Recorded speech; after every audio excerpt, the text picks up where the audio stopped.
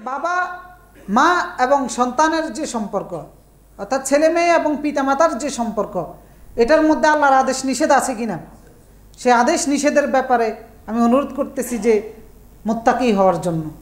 যেহেতু রাসূলুল্লাহ সাল্লাল্লাহু আলাইহি সাল্লাম বলেছেন, সহিহ বুখারীর 2587 নম্বর হাদিস, ওয়াত্তাকুল্লাহ, আল্লাহ রাসূল বলতেছেন তোমরা আল্লাহকে ভয় করো, ওয়া'দিলু ফি আওলাদিকুম, তোমাদের সন্তানের ব্যাপারে ইনসাফ করো, আদল করো।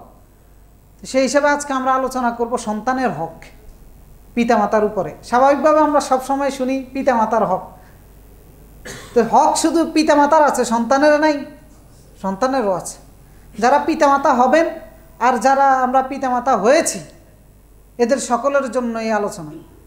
অর্থাৎ পিতা হিসাবে, মাতা হিসাবে আমার সন্তানের জন্য কি করণীয়, আগত অনাগত সন্তানের জন্য কি করণীয়, এই বিষয়ের উপরে আমরা আলোচনা করব।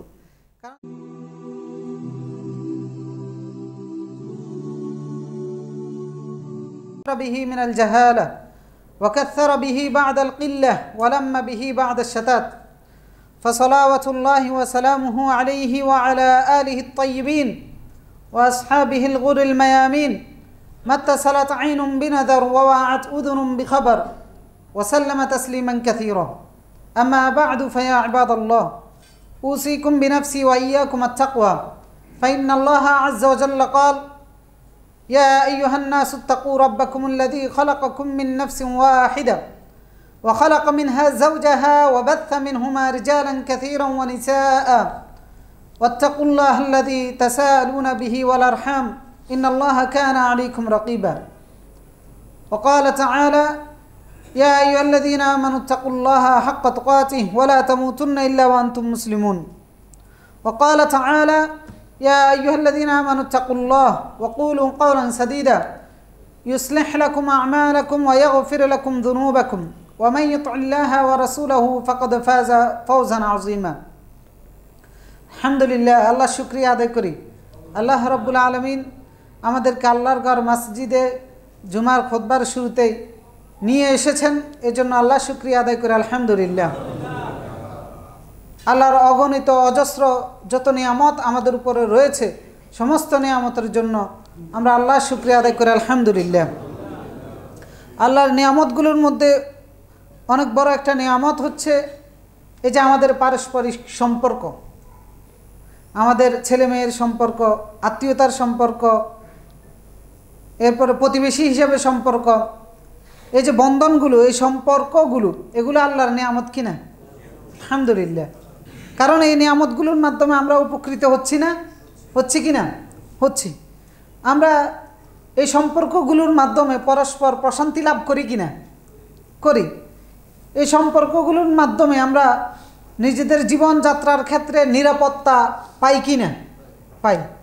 তো সুতরাং এই সম্পর্কটাও আল্লাহর পক্ষ থেকে অনেক বড় একটা নিয়ামত, যে সম্পর্কটা আমাদের সুখ শান্তি নিশ্চিত করে, আমাদের নিরাপত্তা নিশ্চিত করে, পারস্পরিক নির্ভরতার যে বিষয়গুলো আছে সেইগুলো আমরা এই সম্পর্কের কারণেই প্রাপ্ত হচ্ছি। তো এটা কার দান? আল্লাহ রাব্বুল আলামিনের দান। নাকি এই সম্পর্ক আমরা তৈরি করেছি বিদায় এটা আমাদের সৃষ্টি, এরকম না, বরং এই সম্পর্ক আল্লাহর দান।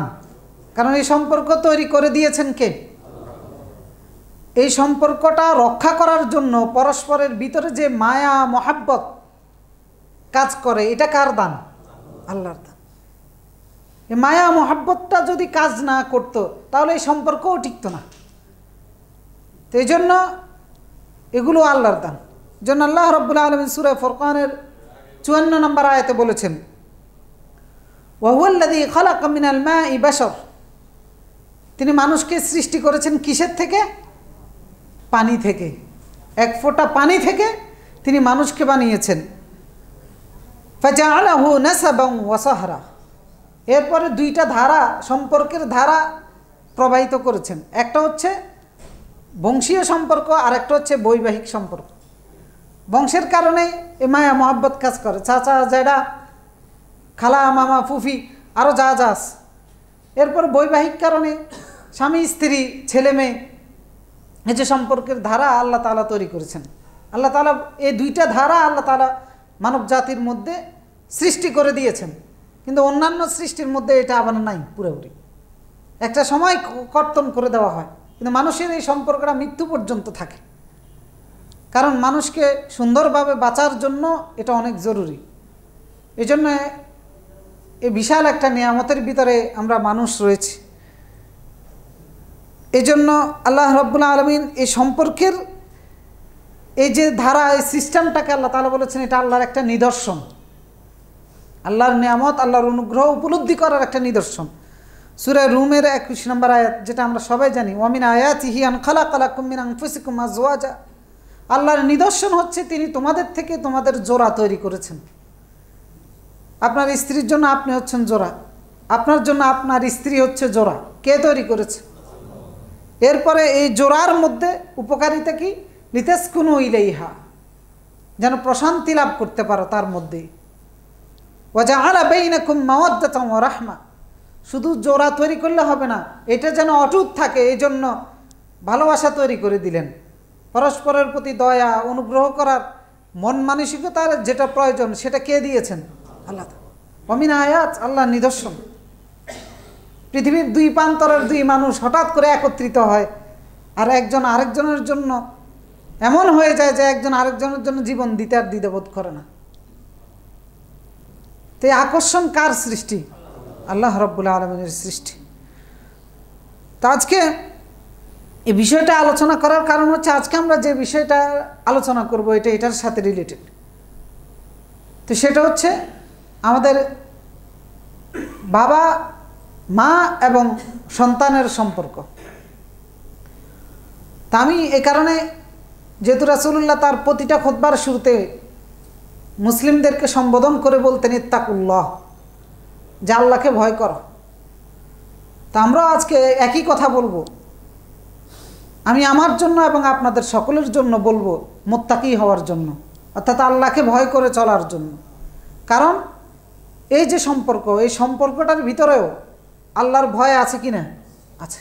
আল্লাহর ভয় বলতে আল্লাহর আদেশ এবং নিষেধ রয়েছে, এটাকেই তাকওয়া বলা হয়ে থাকে।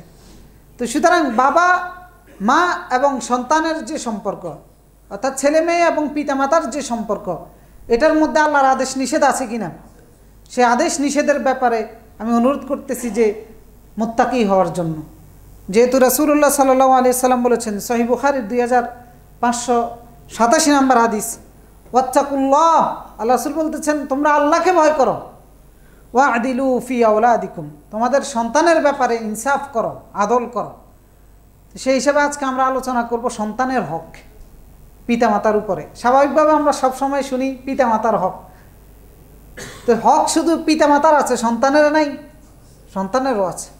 যারা পিতামাতা হবেন আর যারা আমরা পিতামাতা হয়েছি, এদের সকলের জন্য এই আলোচনা।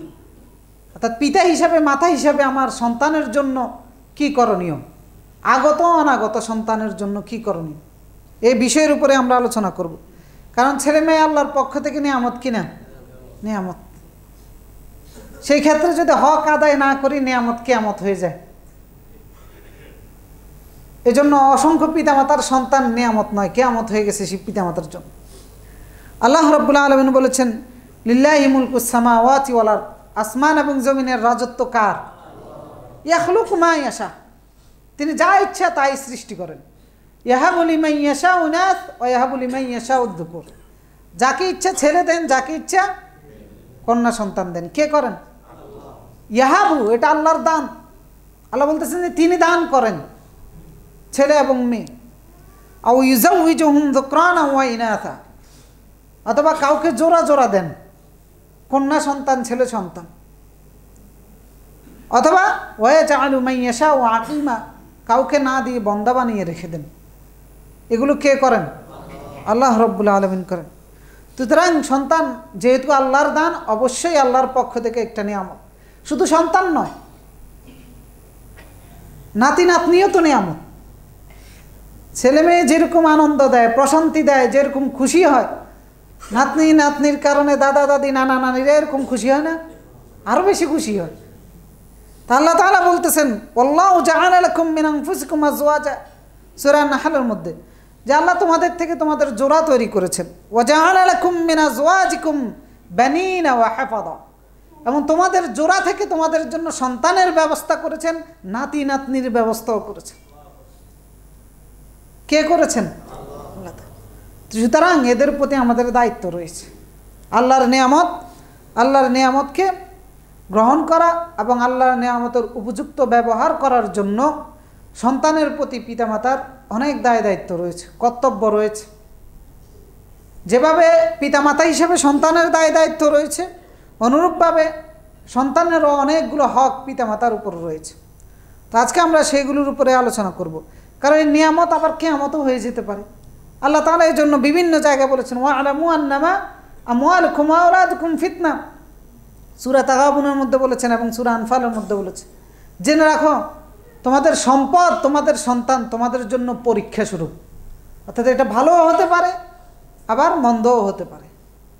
আরেক জায়গায় বলেছেন ইয়া আইয়ুহাল্লাযীনা আমানু ইন্না মিন আযওয়াজিকুম ওয়া আওলাদিকুম আদুওয়াল লাকুম, হে ইমানদাররা, তোমাদের স্ত্রী তোমাদের সন্তান তোমাদের শত্রুও হয়ে যেতে পারে। ফাহযারুহুম, সতর্ক থাকো, সাবধান থাকো।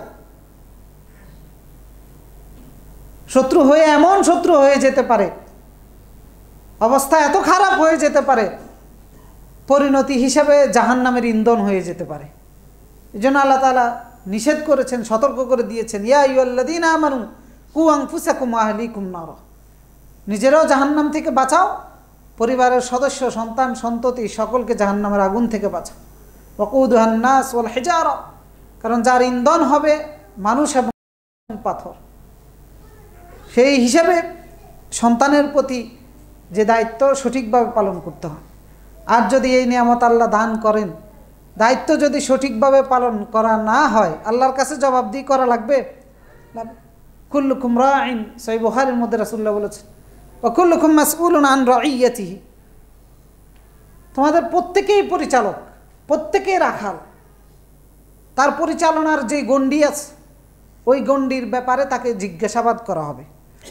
ওয়ার রাজুলু ফি আহলিহি রাঈন, একজন ব্যক্তি তার পরিবারের ব্যাপারে পরিচালক, সুতরাং মাসউলুন আন রাঈয়াতিহি, সে তার এই পরিবারের ব্যাপারে জিজ্ঞাসিত হবে। যাতে এই পরিবারের সদস্যদের যে প্রতি যে দায়িত্ব তার পালন করার দরকার ছিল সেটা করেছে কিনা আল্লাহর কাছে জবাবদিহি করা লাগবে। সুতরাং পরিবারের সদস্য, স্ত্রীর মতো অন্যান্য ছেলে মেয়ে যারা আছে, নাতি নাতনি যারা আছে, এরাও আছে। সুতরাং এদের প্রতি শরিয়া আল্লাহ এবং তার রাসূলের পক্ষ থেকে যে দিক নির্দেশনা এসেছে, আদেশ নিষেধ এসেছে, এটা যদি সঠিকভাবে পালন করা না হয় আল্লাহর কাছে জবাবদিহি করতে হবে। এই জন্য সন্তান হিসাবে, পিতামাতা হিসাবে অথবা পিতামাতা হবেন এরকম অনেকে আছেন, আপনার সন্তানের জন্য, আপনার আগত সন্তানের জন্য আপনার যে করণীয় আছে, আপনার সন্তানের যে হক আছে সেটা নিশ্চিত করতে হবে। তো এই হকের মধ্যে আমরা যদি আলোচনা করি, 1 নাম্বার হক সন্তানের পিতামাতার উপরে, বিশেষ করে পিতার উপরে 1 নাম্বার হক হচ্ছে, সন্তানের প্রথম অধিকার হচ্ছে সে যাকে পিতা হিসাবে পাবে ওই পিতাকে সে সৎ ব্যক্তি হিসাবে, নেককার ব্যক্তি হিসাবে পাইতে হবে। এটা সন্তানের হক। আপনি পিতা হতে পারেন অথবা হবেন, তবে আপনার সন্তানের অধিকার হচ্ছে আপনার সন্তান যেন আপনাকে একজন নেককার ব্যক্তি হিসাবে পায়, একজন সৎ ব্যক্তি হিসাবে পায়। কারণ এটার মাধ্যমে সন্তানের ভবিষ্যৎ নিরাপদ হবে। নেককার ব্যক্তির সততার মাধ্যমে সন্তানের অর্থনৈতিক সিকিউরিটিটা নিশ্চিত হবে, সন্তান নিরাপদ ভবিষ্যৎ পাবে। কারণ ভবিষ্যতে কোনো সমস্যায় যদি সে পতিত হয় তাহলে সে আল্লাহ কর্তৃক সাহায্য প্রাপ্ত হবে পিতার সততার মাধ্যমে। পিতার সততার ভিতরেই সন্তানের নিরাপদ ভবিষ্যৎ লুকায়িত আছে। কিন্তু আমাদের ক্ষেত্রে উল্টা, আমরা সন্তানের নিশ্চিত নিরাপদ ভবিষ্যৎ গড়ার জন্য অসৎ হয়ে যাই।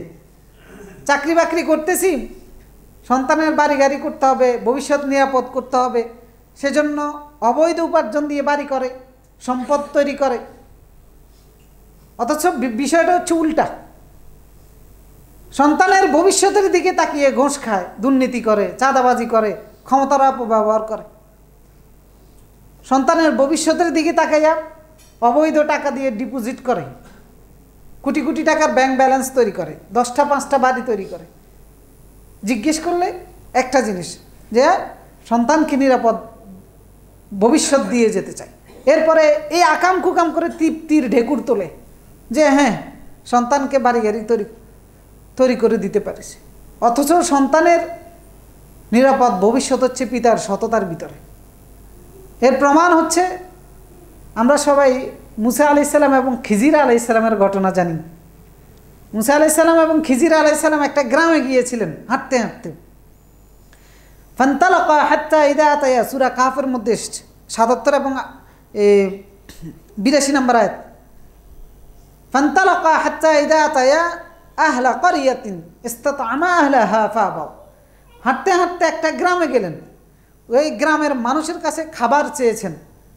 হাঁটতে হাঁটতে ক্লান্ত ওনারা, কিন্তু মানুষগুলো তাদেরকে খাবার দিতে অস্বীকার করলো, আপ্যায়ন করে নাই। ফাআবাউ আন ইউদাইফুহুমা ফাওয়াজাদা ফিহা জিদার আন ইয়ানকাদ্দা ইউরিদু আন ইয়ানকাদ্দা। দেখতে পেলেন যে একটা দেওয়াল পতিত হয়ে যাচ্ছে, পড়ে যাচ্ছে। ফাআকামাহু, ওনারা দুইজনে মিলে ওই দেওয়ালটাকে সোজা করে দিয়েছেন, দাঁড় করিয়ে দিয়েছেন। মুসা আলাইহিস সালাম বলতেছেন লাউ শি'তা লাত্তাখাযতা আলাইহি আজরা। এই গ্রামের মানুষ তো খাবার দেয় না, খাবার চেয়েছিলাম, আমরা যে কাজটা করে দিয়েছি এটার বিনিময়ে তো তারা দিতে পারত।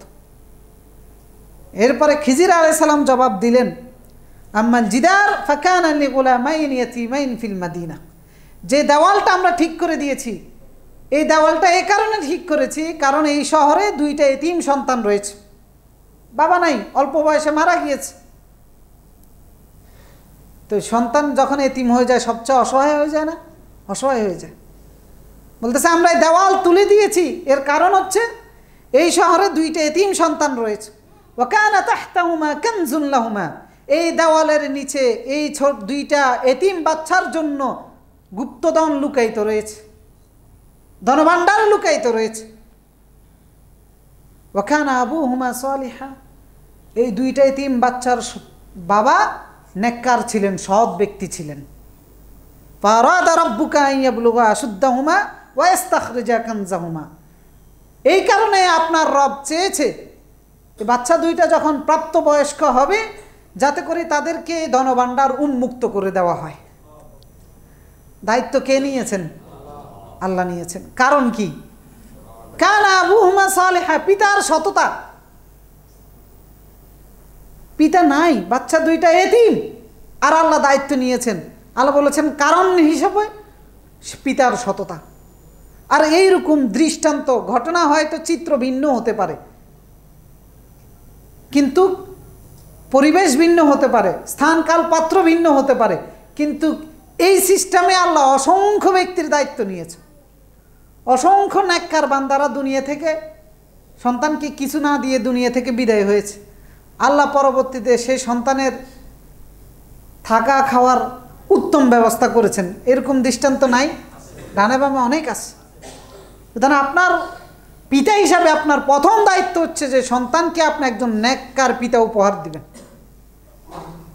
একজন সৎ। এটা সন্তানের অধিকার যে আমার পিতা সৎ হবে, তাহলেই আপনার সন্তান নিশ্চিত নিরাপদ ভবিষ্যৎ পাবে। অসংখ্য ব্যক্তি তাদের সততার কারণে কিছুই রেখে যেতে পারেন নাই সন্তানের জন্য, কিন্তু একটা ভরসার জায়গা রেখে গেছেন, সেটা হচ্ছে কে? আল্লাহ রাব্বুল আলামিন। আল্লাহ তাদের সন্তানদেরকে উত্তমভাবে লালন পালন করেছেন। কারণ আল্লাহর কাছে ধনভাণ্ডারের অভাব আছে, তা আপনি ব্যাংক ব্যালেন্স না রাখলে কি হবে? লিল্লাহি খাযাইনুস সামাওয়াতি ওয়াল আরদ, আসমান এবং জমিনের সমস্ত খাজানার মালিক কে? মান ইয়াত্তাকিল্লাহ ইয়াজআল লাহু মাখরাজা। আল্লাহর ভয় করে চললে আল্লাহ পথ বের করে দিবে। আলাইসাল্লাহু বিকাফিন আবদা, আল্লাহ তার বান্দার জন্য যথেষ্ট, অসৎ হওয়ার কোনো প্রয়োজন নেই।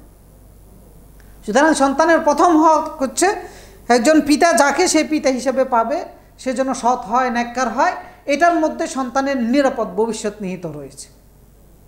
যদি আমরা আমাদের সন্তানকে নিরাপদ রাখতে চাই ভবিষ্যতে, তাহলে আমাকে সৎ হতে হবে, কাজকর্মে, লেনদেনে, আমার কর্মক্ষেত্রে, আমার সব কিছুর ক্ষেত্রে সৎ হতে হবে। এরপর আমি দুনিয়াতে না থাকলেও সমস্যা নেই, আমার এই সন্তানের দায়িত্ব কে নেবে? মৃত্যুর সময় আপনাকে সুসংবাদ দিয়ে দেওয়া হবে যে তুমি চলে যাচ্ছ। ইন্নাল্লাযীনা ক্বালু রাব্বুনাল্লাহ থুম্মা ইসতাকামু তাতানাজ্জালু আলাইহিমুল মালায়েকা আল্লা তাখাফু ওয়া লা তাহজানু। দলে দলে ফেরেশতা এসে বলবে যে চলে যাচ্ছ, কোনো সমস্যা নাই, ভয় পেও না, হতাশ হয়ে না, কারণ তুমি আল্লাহরে মেনেছিলে এবং মৃত্যু পর্যন্ত আল্লাহর রাস্তায় ছিলে, যার কারণে তোমার সমস্ত ভয় দূরে ঠেলে দাও, দায়িত্ব আল্লাহ নিয়ে নিয়েছে। সুতরাং প্রথম অধিকার হচ্ছে সন্তানের পিতার সততা। এখনও বাবা হন নাই, সুতরাং নিজকে সৎ হিসেবে তৈরি করুন। বাবা হয়েছেন, নিজকে সৎ হিসেবে রাখুন, ইনশাআল্লাহ এর মধ্যেই সন্তানের নিরাপদ ভবিষ্যৎ নিহিত রয়েছে।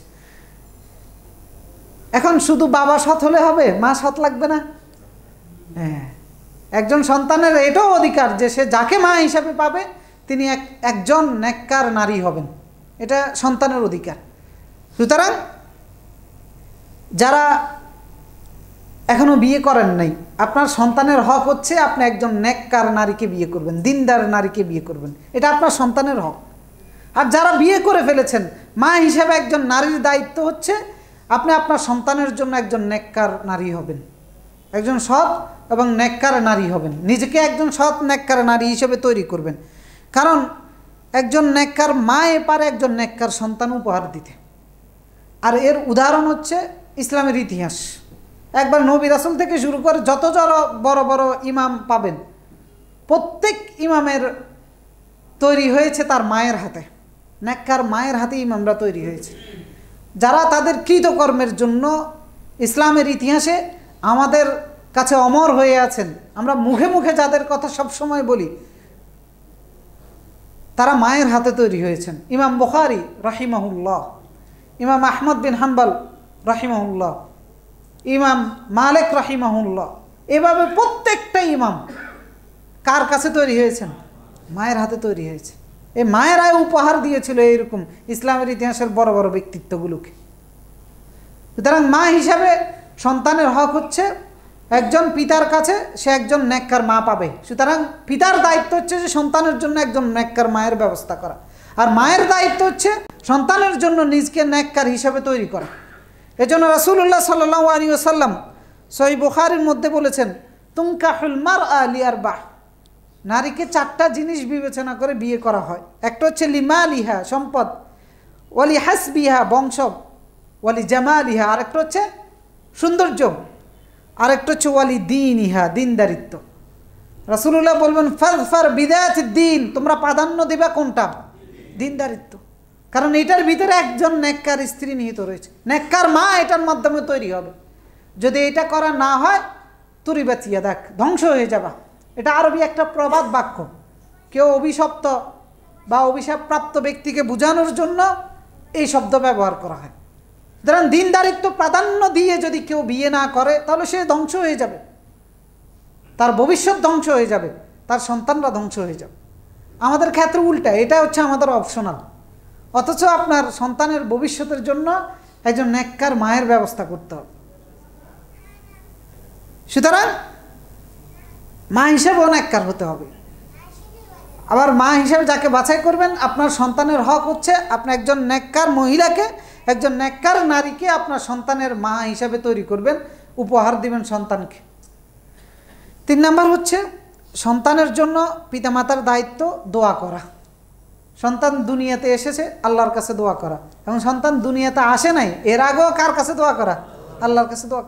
সন্তান আসার আগেই দোয়া করা আল্লাহর কাছে, কারণ আল্লাহ রাব্বুল আলামিন সেই দোয়া শিখিয়ে দিয়েছেন। সন্তান হওয়ার আগে এবং পরে আল্লাহর কাছে দোয়া করা, এটা সন্তানের হক পিতামাতার কাছে, যে সে তার পিতামাতার দোয়া পাবে, তার পিতামাতা তাকে তাদের দোয়া থেকে বঞ্চিত করবে না। এটা হচ্ছে সন্তানের হক।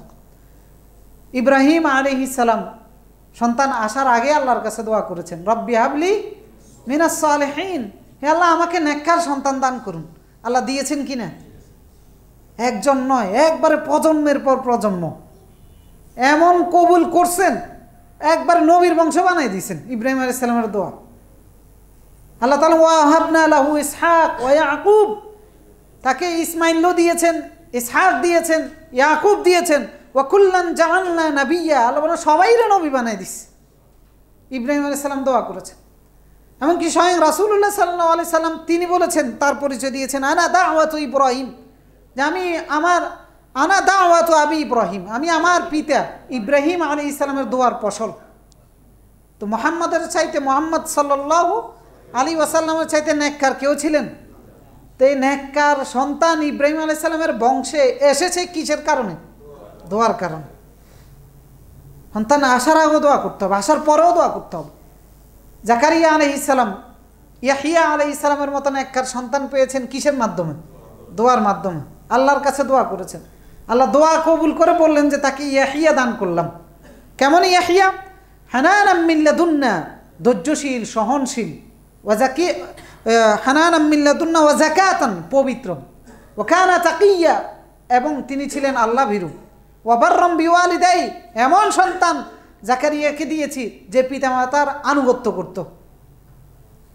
ওয়ালাম ইয়াকুন জাব্বারান আসিয়া, অহংকারী ছিল না, অবাধ্য ছিল না। এইরকম নেককার সন্তান ইয়াহইয়া আলাইহিস সালাম, যাকে জাকারিয়া আলাইহিস সালামকে দান করে হয়েছিল, কে করেছেন? কিসের বিনিময়ে করেছেন? দোয়ার বিনিময়ে। সন্তান হওয়ার আগে দোয়া করে, এরপরে সন্তান হওয়ার পরেও করা। যেমন মারিয়াম আলাইহিস সালামের মা দোয়া করেছেন বিদায় তো মারিয়াম আলাইহিস সালামের মতো কন্যা সন্তান পেয়েছে।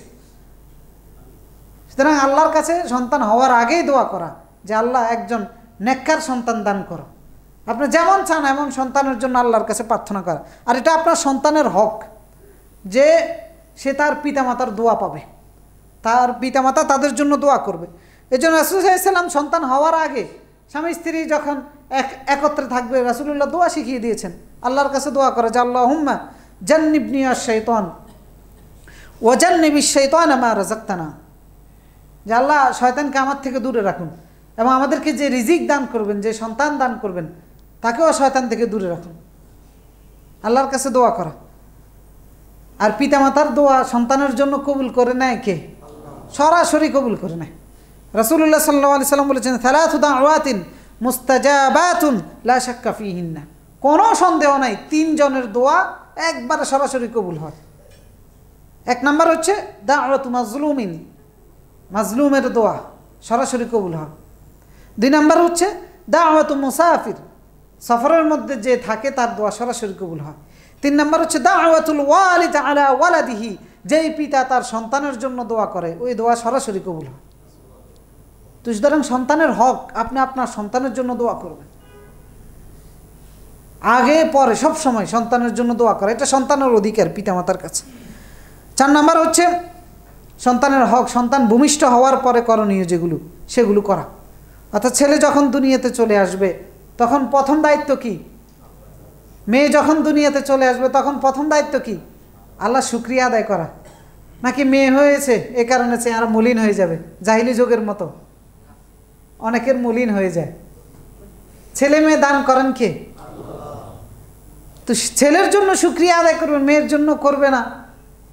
মেয়ে কি অন্য কেউ দিয়েছে নাকি? কে দিয়েছে? ছেলে হোক মেয়ে হোক আল্লাহর কৃতজ্ঞতা আদায় করা, কারণ দুইটাই আল্লাহর দান এবং ছেলে মেয়ে দেওয়ার ক্ষমতা কার? আল্লাহ রাব্বুল আলামিন। জাহিলি যুগের মতো আচরণ করা যাবে না। ওয়াইদা বুশরা আহাদুহুম বিল উনসা যাল্লা ওয়াজহুহু মুসওয়াদ্দাম ওয়া হুয়া কাযীম, কন্যা সন্তানের সুসংবাদ দিলে চেহারাটা কালো হয়ে যেত, মলিন হয়ে যেত, লুকানোর জায়গা খুঁজত যে কোথায় গিয়ে এই অপমান ঢাকতে পারি। বরং দুইটাই নিয়ামত কিনা আল্লাহর পক্ষ থেকে। তার প্রথম দায়িত্ব হচ্ছে সন্তান ভূমিষ্ঠ হওয়ার পরে ছেলে হোক মেয়ে হোক আল্লাহর শুকরিয়া আদায় করা, যেহেতু আল্লাহর দান। সহিহ বুখারী আদাবুল মুফরাদের 951 নম্বর হাদিসে আয়েশা রাদিয়াল্লাহু তাআলা আনহা ওনার পরিবারের কারো সন্তান হলে জিজ্ঞাসা করতেন না যে লা তাসাল গোলামান আও ওয়ালা জারিয়াতান, জিজ্ঞাসা করতেন না যে ছেলে নাকি মেয়ে হয়েছে, বরং বলতেন খুলিকা সাউইয়ান, যে নিরাপদে ভূমিষ্ঠ হয়েছে কিনা, সুস্থ আছে কিনা, ভালো আছে কিনা। যখন বলা হতো যে না হ্যাঁ ভালো আছে, তখন তিনি বলতেন আলহামদুলিল্লাহ রাব্বিল আলামিন, প্রশংসা কার জন্য? আল্লাহর জন্য।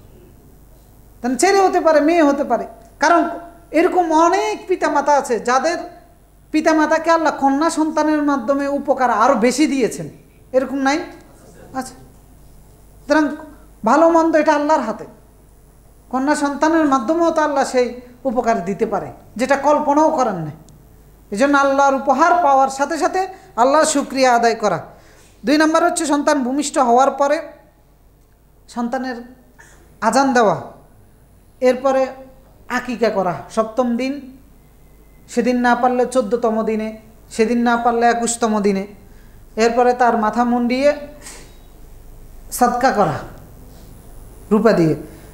এরপরে সন্তান ভূমিষ্ঠ হওয়ার পরে আকিকা করা, ছেলে হলে 2টা ছাগল জবাই করা, আর যদি কন্যা সন্তান হয় 1টা ছাগল জবাই করে আকিকা দেওয়া। রাসূলুল্লাহ বলেছেন আনিল গোলামি শাতানি ওয়া আনিল জারিয়াতি শাতুন, অর্থাৎ ছেলে সন্তান হলে 2টা ছাগল জবাই করে আকিকা দিতে হবে, আর কন্যা সন্তান হলে কয়টা?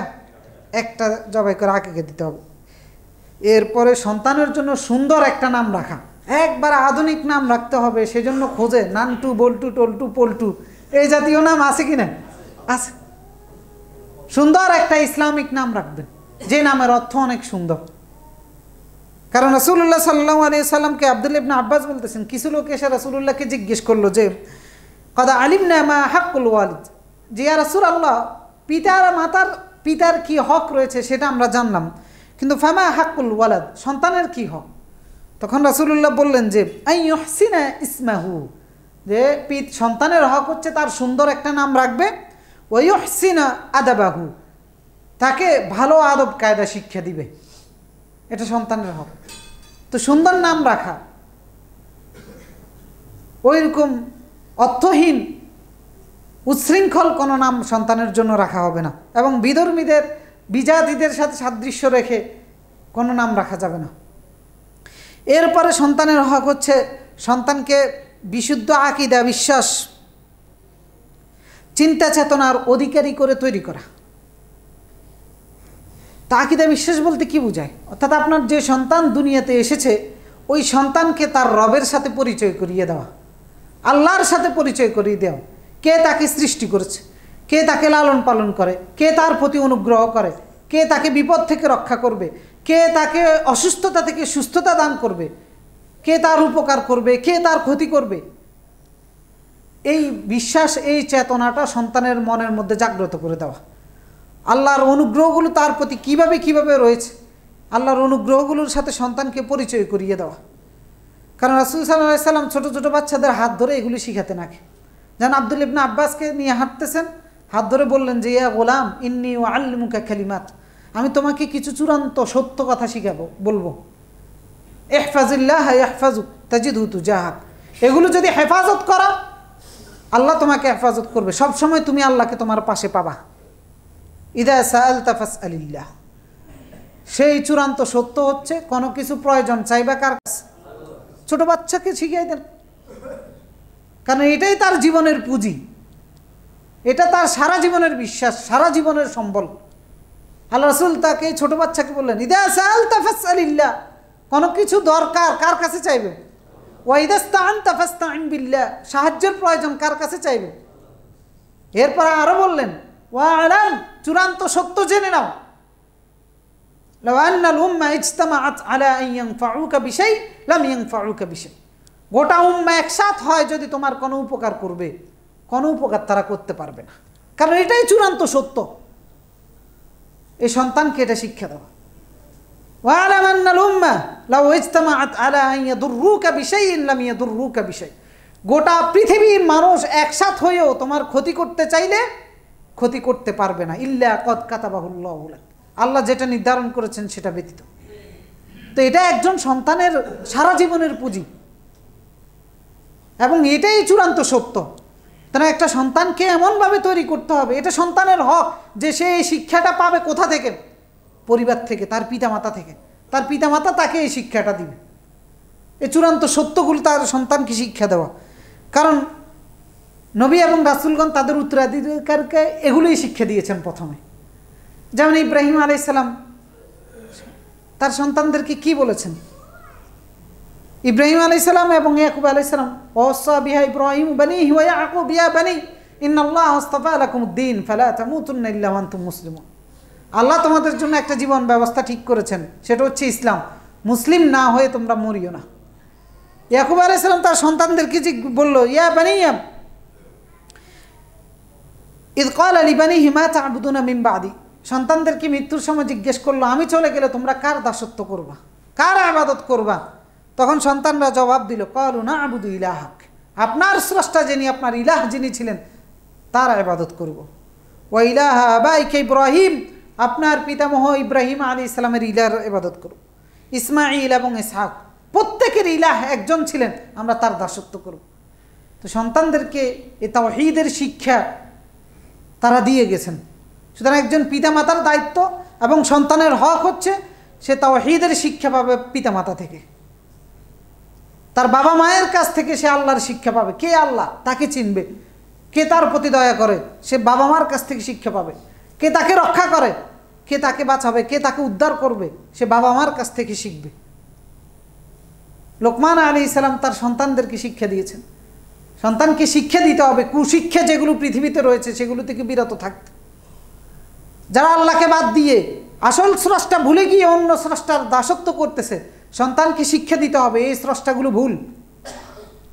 এই জন্য লোকমান আলাইহিস সালামের ঘটনা আল্লাহ তাআলা কোরআনে উল্লেখ করেছেন, ওয়াইদ ক্বালা লোকমান লিবনিহি ওয়া হুয়া ইয়াইযুহু ইয়া বুনাইয়া লা তুশরিক বিল্লাহ, হে আমার সন্তান আল্লাহর সাথে অংশীদারিত্ব করো না। সুতরাং কোনটা শিরিক কোনটা আল্লাহর দাসত্ব সন্তানকে শিক্ষা দিতে হবে, এটা সন্তানের হক, সে পিতামাতা থেকে এই শিক্ষাটা পাবে। মনে রাখবেন, আপনি যদি আপনার সন্তানকে আল্লাহর অবাধ্য করে তৈরি করেন, এই সন্তান শুধু আল্লাহর অবাধ্য হবে না, আপনারও অবাধ্য হবে। আল্লাহর শত্রু বানিয়ে দিবেন, এই সন্তান আপনার শত্রু হয়ে যাবে। কিন্তু আল্লাহর গোলাম হিসেবে তৈরি করেন সন্তান, তখন আল্লাহর আদেশের কারণে আপনার গোলামি করবে। আমরা যতটুকু আলহামদুলিল্লাহ চেষ্টা করি বাবা মার সাথে ভালো আচরণ করার জন্য, অতটুকুই আল্লাহর কসম শুধু আল্লাহর নির্দেশের কারণে, অন্য কোনো কারণে। যেন সন্তানকে আল্লাহর সাথে পরিচয় করিয়ে দিতে হবে। এরপরে 6 নম্বর হচ্ছে সন্তানের সুন্দর সুন্দর গুণাবলীগুলো বিকশিত হওয়ার জন্য পারিবারিকভাবে শিক্ষা দেওয়া এবং সেই সুন্দর বৈশিষ্ট্যগুলো যেন বিকশিত হতে পারে এই শিক্ষাগুলো নিশ্চিত করা। অর্থাৎ চারিত্রিক সুন্দর যে বৈশিষ্ট্যগুলো আছে, সত্য কথা বলা, মিথ্যা পরিহার করা, বড়দেরকে সম্মান করা, আত্মীয়তার সুসম্পর্ক রক্ষা করা, মেহমানদেরকে আপ্যায়ন করা, মানুষকে সহযোগিতা করা, এই আদব কায়দাগুলো সন্তানকে পরিবার থেকে শিক্ষা দিতে হবে, পিতামাতাই এই শিক্ষাগুলো দিতে হবে, এটা সন্তানের হক। রাসূলুল্লাহ বলেছে, আল্লিমু আওলাদাকুম, সন্তানদেরকে শিক্ষা দাও, ও আদিবুহুম, আদব কায়দা শিক্ষা দাও। এরপরে সন্তানকে এই সালাম দেওয়া শিক্ষা দেওয়া, বিভিন্ন রকমের দোয়া, বিসমিল্লাহ বলা, কোনো কিছু খেতে গেলে, কোনো কিছু করতে গেলে ডান হাত দিয়ে শুরু করা, বাসায় প্রবেশ করতে গিয়ে সালাম দেওয়া, আলহামদুলিল্লাহ বলা, ভালো কিছু করতে পারলে, কেউ কিছু উপকার করে দিলে জাযাকাল্লাহ বলা, এই জাতীয়গুলো পারিবারিকভাবে সন্তানকে শিক্ষা দিতে হবে। কারণ রাসূলুল্লাহ ছোট ছোট বাচ্চাদেরকে এগুলো হাতে কলমে শিক্ষা দিতেন। একটা বাচ্চা খাচ্ছে, রাসূলুল্লাহ তাকে বলে, ইয়া গোলাম সাম্মিল্লাহ, খাওয়ার আগে আল্লাহর নাম নাও। বাচ্চা, ছোট বাচ্চা হাত ঢুকিয়ে দিয়েছে খাবারের মাঝখান দিয়ে, রাসূলুল্লাহ তাকে বললেন যে কুল আমামাক, না মাঝখানে নয়, তুমি তোমার পাশে তোমার সামনে যেখান দিয়ে আছে সেখান দিয়ে খাও। তো এগুলো পারিবারিকভাবে এই আদব কায়দাগুলো সন্তানকে শিক্ষা দিতে হবে। সন্তানকে নামাজের শিক্ষা দেওয়া, সন্তানকে পরিবার থেকেই নামাজের শিক্ষা দিতে হবে। কিন্তু পিতামাতাই নামাজ পড়ে না, সন্তান পড়বে কোত্থেকে? ছোট ছোট বাচ্চাকে নামাজে নিয়ে আসতে হবে, তাকে হাতে কলমে শিক্ষা দিতে হবে। রাসূলুল্লাহ বলেছেন, মুরু আওলাদাকুম বিসসালাহ ওয়া হুম আবনা সাবআ সিনিন, তোমাদের সন্তানরা 7 বছর বয়সের হয়ে গেলে তাদেরকে আদেশ দাও নামাজ পড়ার জন্য। ওয়াদরিবুহুম আলাইহা ওয়া হুম আবনা 10, 10 বছর হয়ে গেলে প্রহার করার জন্য নির্দেশ দিয়েছেন। মারধর করে হলেও 10 বছর বয়সী সন্তানকে নামাজ পড়াইতে হবে। খবরই থাকে না, এসি টেসি কিনে দিয়ে একবারে শান্তিতে ঘুমাও, বাবা মাও ওঠে না, সন্তানও ওঠে না। তো নেককার সন্তান তৈরি হবে কিভাবে? বাবা মার দায়িত্ব হচ্ছে সন্তানকে এভাবে তৈরি করতে হবে। সন্তানকে এভাবে তৈরি করা এটা সন্তানের হক, বাবা মাকে এগুলো নিশ্চিত করতে হবে। সন্তানকে সুন্দর একটা পরিবেশ দিতে হবে, প্রাতিষ্ঠানিকভাবে বসবাসের দিক থেকে এবং চলাফেরার দিক থেকে। যে পরিবেশে সে, যে প্রতিষ্ঠানে সে আদব কায়দাগুলো শিখবে, এমন কিছু সঙ্গীর ব্যবস্থা করতে হবে যাদের সাথে সে সৎসঙ্গটা পাবে। রাসূলুল্লাহ আবু দাউদের 4833 নম্বর হাদিসে বলেছে, আল মারউ আলা দীনি খালিলিহি প্রত্যেকটা ব্যক্তি তার অন্তরঙ্গ বন্ধুর ব্যক্তিত্বের মতো করে তৈরি হয়। ফালিয়ানজুর আহাদুকুম আলা মান ইউখালিল, অতএব তোমাদের প্রত্যেকে যেন খেয়াল রাখে সে কার সাথে মিশতেছে। সুতরাং সুন্দর পরিবেশটা নিশ্চিত করতে হবে, উশৃঙ্খল পরিবেশ দেওয়া যাবে না। যে পরিবেশে থেকে সে কুশিক্ষা শিখবে ওইরকম প্রতিষ্ঠানে ওইরকম পরিবেশে সন্তানকে রাখা যাবে না। অনেকে সন্তানকে অসৎ চরিত্রগুলো থেকে যেন দূরে থাকে এই শিক্ষাটা দিতে হবে। কিন্তু অনেকে গর্ব অহংকার আলাদাভাবে শিখায় যে তুমি অমুকের সন্তান, অমুক বংশের লোক, বংশের বড়াই, এরকম গর্ব শিখানো হয় কিনা। এই পরিচয় দিলে আবিদুল ইসলাম চৌধুরী বলবা, কোনো লাভ নেই। রাসূলুল্লাহ বলেছেন মান বাত্তা বিহি আমালুহু লাম ইয়াসরা বিহি নাসাবু, যার কর্ম তাকে পিছনে রেখে দিবে তার বংশমর্যাদা কখনো তাকে এগিয়ে নিতে পারবে না। যেন সন্তানকে কর্ম শিক্ষা দিতে হবে, বংশের বড়াই নয় যে কর্ম শিখো। বংশ দিয়ে গর্ব করে কোনো লাভ হবে না, ওই বংশ নির্বংশ হয়ে যাবে। সন্তানকে কুশিক্ষা দেওয়া যাবে না। অনেক পিতামাতা সন্তানকে নাচ শিখায়, গান শিখায়, আছে না? নাচ গানের টিচার আছে না বাসায়? আছে। আল্লাহ তাআলা বলেছেন এটি টাকা খরচ করে জাহান্নাম ক্রয় করে। সূরা লোকমানের 6 নম্বর আয়াত, ওয়া মিনান নাস মান ইয়াশতারি লাহওয়াল হাদিস, কিছু মানুষ আছে টাকা খরচ করে লাহওয়াল হাদিস ক্রয় করে। লাহওয়াল হাদিস কি? নাচ গান, বেহুদা কথাবার্তা, কাজকর্ম, গল্প গুজব, এগুলো হচ্ছে লাহওয়াল হাদিস। টাকা খরচ করে যারা এগুলো করে, আবার এরা মনে করে যে এরা হচ্ছে এলিট শ্রেণী। আল্লাহ তাআলা বলে এগুলো হচ্ছে মূর্খ, পথভ্রষ্ট। লিউদিল্লান নাস বিগাইরি ইলমিন, যারা মানুষকে আল্লাহর রাস্তা থেকে লিউদিল্লা আন সাবিলিহি বিগাইরি ইলম, এতটাই মূর্খ যে মানুষকে আল্লাহর রাস্তা থেকে দূরে সরানোর জন্য এই কাজগুলো করে। আর এরা মনে করে যে এরা খুব এলিট শ্রেণী, আল্লাহকে সর্বনিকৃষ্ট শ্রেণী, একবার মূর্খের জাত, বিগাইরি ইলম, কোনো জ্ঞান নাই। লিউদিল্লা আন সাবিলি, আল্লাহর রাস্তা থেকে দূরে সরানোর জন্য, পথ ভ্রষ্ট বানানোর জন্য নিজের টাকা খরচ করে এই নাচ গান শিখে। তো সুতরাং সন্তানকে অবশ্যই, সন্তানের হক হচ্ছে তাকে কোনো ধরনের কুশিক্ষা দেওয়া যাবে না, এইগুলো থেকে তাকে দূরে রাখতে হবে। এরপরে সন্তানের জন্য প্রয়োজনীয় ব্যয় বহন করা, কারণ সন্তানের জন্য একটা টাকা খরচ করলেও সেটা দান সাদাকা হিসেবে আল্লাহর কাছে গণ্য হবে। অনেক পিতামাতা আছে, অনেক পিতারা আছে এতটাই কাঞ্জুস, এতটাই কৃপণ যে নিজের পরিবারের সদস্যের জন্য প্রয়োজনীয় খরচ করে না। রাসূলুল্লাহ বলেছেন আফদালুদ দিনার দিনারুন রাজুলুন ইউনফিকুহু আলা ইয়ালিহি, সর্বোত্তম টাকা হচ্ছে, সর্বোত্তম দিনার হচ্ছে ওইটা যেটা ব্যক্তি তার পরিবারের সদস্যদের জন্য খরচ করে। তেমন প্রয়োজন, এক্ষেত্রে অপচয় করা যাবে না। যেটা প্রয়োজন নাই সেটা কিনে দেওয়া যাবে না, যেটা প্রয়োজন আবার সেটা কিনে দেওয়ার ব্যবস্থা করতে হবে। এরপরে সন্তানের উপরে জুলুম না করা। পিতামাতা এ কারণে যে সন্তানের উপরে জুলুম করে না এরকম নাকি? অনেক পিতামাতা আছে সন্তানের উপরে জুলুম করে, কারণ পিতামাতার একটা অসম্ভব অধিকার সন্তানের উপর রয়েছে, সেই অধিকারের অপব্যবহার করে অনেক পিতামাতা।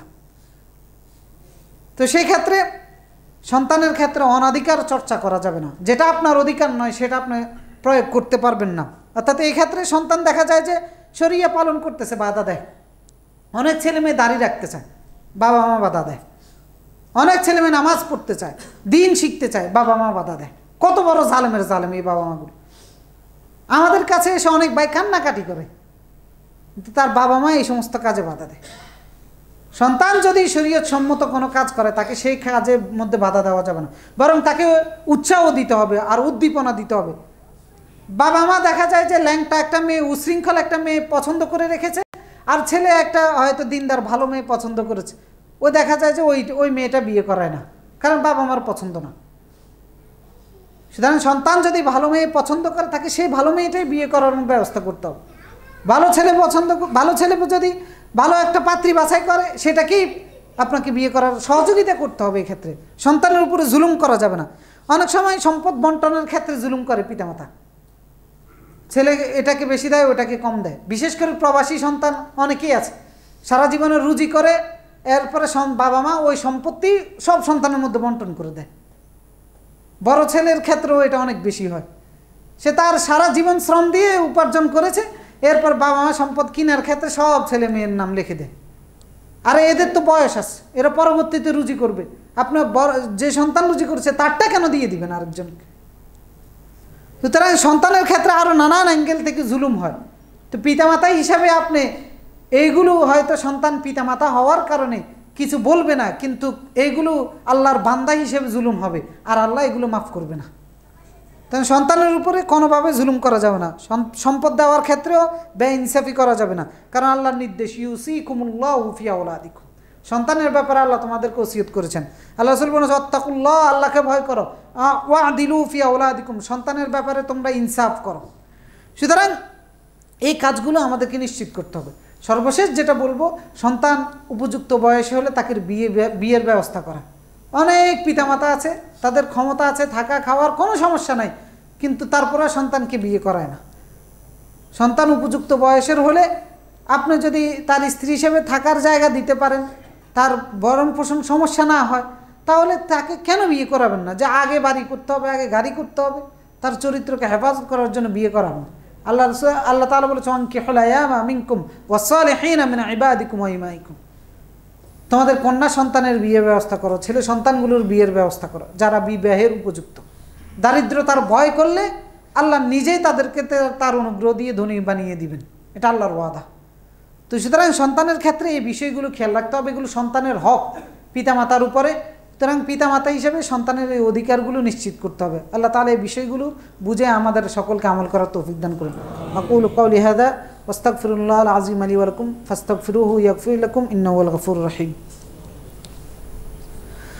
আলহামদুলিল্লাহি আলা ইহসানি ওয়া শুকরু লাহু আলা তাওফীকিহি ওয়া ইমতিনানি ওয়া আশহাদু আল লা ইলাহা ইল্লাল্লাহ ওয়াহদাহু লা শারীকা লাহু তা'যীমান লিশানি ওয়া আশহাদু আন্না মুহাম্মাদান আবদুহু ওয়া রাসূলুদ দাঈ ইলা রিদওয়ানি সাল্লাল্লাহু ওয়া সাল্লামা আলাইহি ওয়া আলা আলিহি ওয়া সাহবিহি ওয়া মান সারা আলা নাজি ওয়াস্তান্না বিসুন্নতি ইলা ইয়াউমিদ্দিন।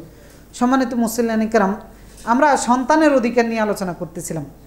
আমি যদি আমার সন্তানের অধিকার বাস্তবায়ন না করি, তাহলে সন্তান যদি আমাকে আমার অধিকার থেকে বঞ্চিত করে, তখন নৈতিক দায়িত্ব হচ্ছে আমার, তখন এই দাবি করার কোনো নৈতিকতা থাকে না যে সন্তান আমার উপরে জুলুম করেছে। সুতরাং সন্তান যেহেতু আগে আসতেছে, পিতা হিসেবে সন্তানের অধিকার আগে নিশ্চিত করতে হবে। ওমর ইবনুল খাত্তাব রাদিয়াল্লাহু তাআলা আনহুর শাসনামলে এক পিতা সন্তান অবাধ্য ওমর ইবনুল খাত্তাবের কাছে নালিশ নিয়ে গেছে যে আমার ছেলে আমার কথাবার্তা শুনে না। তো তখন সন্তান আমিরুল মুমিনিনকে বলতেছে, জি আমিরুল মুমিনিন, আলাইসা লিল ওয়ালাদি হুকুকুন আলা আবি, যে পিতার উপরে কি সন্তানের কোনো হক নাই? তখন ওমর ইবনুল খাত্তাব বললেন যে বালা, অবশ্যই আছে। তখন ওই সন্তান বলল যে মা হিয়া ইয়া আমিরুল মুমিনিন, সেই হকটা কি তাহলে? তখন ওমর ইবনুল খাত্তাব বললেন যে পিতার দায়িত্ব, সন্তানের হক হচ্ছে আইয়ান্তাকি উম্মাহু, পিতা সন্তানের জন্য একজন বাছাই করা মা উপহার দিবে, অর্থাৎ নেককার একজন ভালো মা সন্তানকে উপহার দিবে। ওয়াইহসিনা ইসমাহু, সন্তানের সুন্দর একটা নাম রাখবে। ওয়াইউআল্লিমাল কিতাব, আল্লাহর কিতাব সন্তানকে শিক্ষা দিবে। এখন কয়জন পিতা বলতে পারবেন এই অধিকারগুলো নিশ্চিত করেছেন? বিয়ে করেছেন আপনার মন মতো, ছেলের দিকে চাইয়াও কোনো বিয়ে করেন নাই, সন্তানের সুন্দর নামও রাখেন নাই, আর আল্লাহর কিতাবের একটা হরফত শিক্ষা দেই না আমরা। এরপর ওমর ইবনুল খাত্তাব তখন, এই ছেলে তখন বলতেছে যে আপনি আমার বাবাকে জিজ্ঞেস করেন, সে আমার একটা এই অধিকারের একটাও নিশ্চিত করেছে কিনা, আমার জন্য ভালো একটা মায়ের ব্যবস্থাও করে নাই, আমার একটা মন্দ নাম রেখেছে, এবং আল্লাহর কিতাবের একটা হরফও আমাকে শিক্ষা দেয় না।